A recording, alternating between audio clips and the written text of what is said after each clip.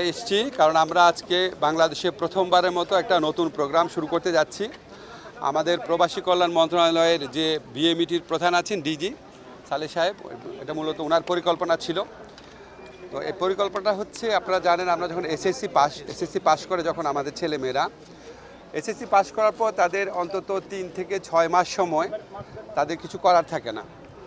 তো আমাদের কাছে মনে হয়েছে এই সময়টা আমরা ওনাদেরকে জন্য আমাদের সন্তানদের জন্য একটা স্কিল ডেভেলপমেন্ট প্রোগ্রাম করব। স্কুলের যারা এসএসসি পাস করেছে তারাই প্রোগ্রামটা পার্টিসিপেট করবে। তাদেরকে আমরা কম্পিউটারের উপর ট্রেনিং দিব, গ্রাফিক ডিজাইনিংয়ের উপর ট্রেনিং দিব, ওয়েব ডিজাইনিংয়ের উপর ট্রেনিং দেব। এই বছর অন্তত 6000 স্টুডেন্টকে আমরা এনরোল করতে পেরেছি। এসএসসির পর যে এইচএসসি থাকবে, এইচএসসি পাস করে যারা থাকবে তাদেরকেও আমরা এনরোল করার চেষ্টা করব। এখন আমরা এটা কেন করছি? আমি এই মন্ত্রণালয়ের দায়িত্ব নেওয়ার পর আপনারা জানেন আমরা বাইরে কর্মসংস্থানের সুযোগ বৃদ্ধির জন্য অনেক চেষ্টা করেছি। আমাদের সার্বিয়া, রোমানিয়া সহ ইস্ট ইউরোপে আমাদের মার্কেট ওপেন হচ্ছে। আমাদের ডক্টর ইউনুস স্যার জাপান থেকে আশ্বাস পেয়েছেন 1 লক্ষ শ্রমিক নেওয়া হবে। মালয়েশিয়াতে যখন আমি গিয়েছিলাম বলেছে সবচেয়ে বেশি কর্মী বাংলাদেশ থেকে নিবে, এবার ওরা যে কর্মীদের নিবে সবচেয়ে বেশি নিবে। তাছাড়া সৌদি আরবে এবং জর্ডনে আমাদের যারা ইররেগুলার ওয়ার্কার ছিল তাদেরকে রেগুলার করার ব্যবস্থা করবে, এই আশ্বাস আমাকে দিয়েছে এবং অলরেডি করা শুরু করেছে। আমরা আপনার বাহরাইন আর ইউএইতেও আপনার ওপেন করার চেষ্টা করছি। ইউএইতে অনেকটা ওপেন হয়ে গেছে, বাহরাইনে একটু জটিলতা আছে, আমরা ওপেন করার চেষ্টা করছি।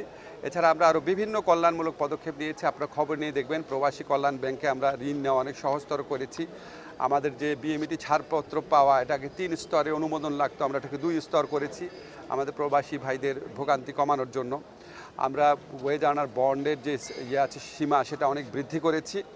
আমরা যে প্রবাসী কল্যাণের যে যারা আমাদের ভাইরা ওখানে দুর্ভাগ্যজনকভাবে মৃত্যুবরণ করেন, তাদের যে পরিবার পরিজনের ভোগান্তি কমানোর জন্য লাশ পরিবহনের সুবিধার জন্য কিছু ব্যবস্থা নিয়েছি। আমরা প্রবাসী কল্যাণ লাউঞ্জ করেছি একটা, আপনারা জানেন।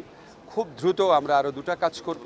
একটা হচ্ছে আমাদের প্রবাসী ভাইদের থাকার জন্য একটা জায়গা ছিল, যারা বিমানবন্দরে আসার পর অনেকক্ষণ ওয়েট করতে হয়, দেখা যায় হয়তো পুরো রাতটাই কাটাতে হয়, তখন তারা অত্যন্ত ইনসিকিউর অবস্থায় পড়েন।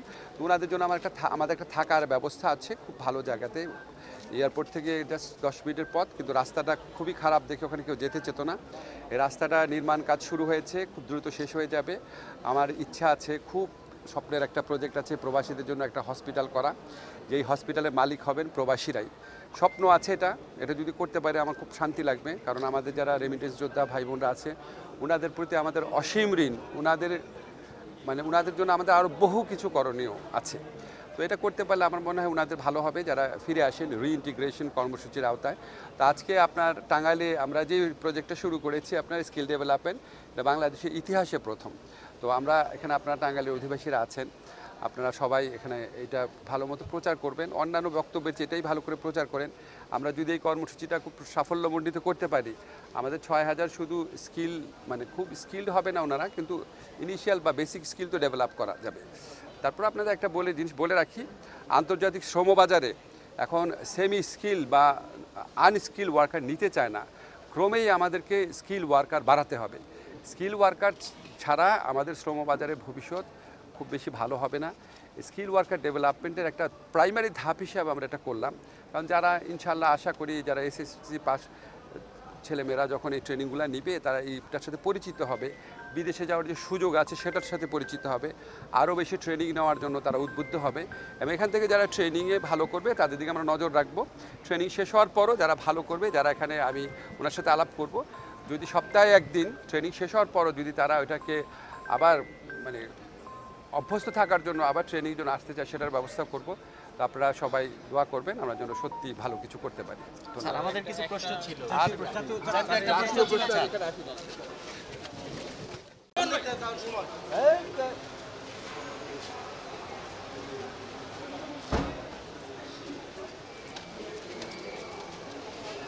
নির্বাচন নিয়ে কোনো কথা নেই, আইন বিচার বিষয় সে যে বিষয়ের মন্ত্রী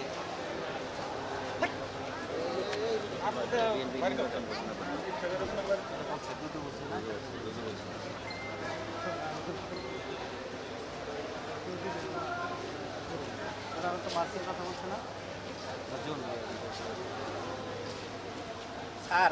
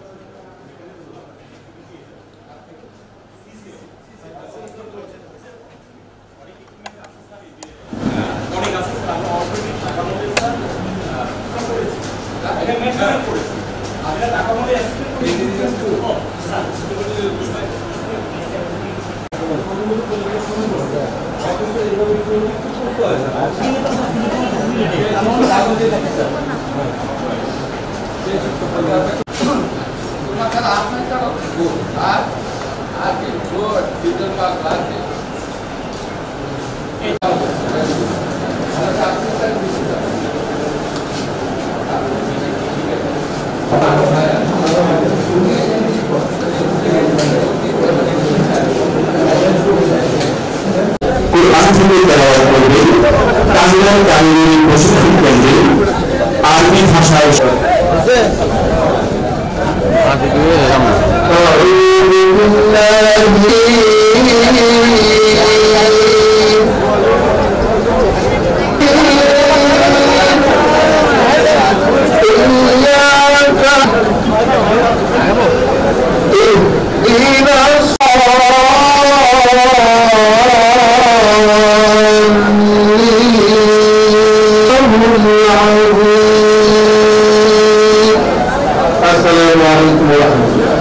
উপজেলা থেকে আগত সম্মানিত উপজেলা নির্বাহী কর্মকর্তাগণ, ইলেকট্রনিক্স সুপ্রিম কেন্দ্রে সম্মানিত অধ্যক্ষ মোহাম্মদ রাশেদুল ইসলাম,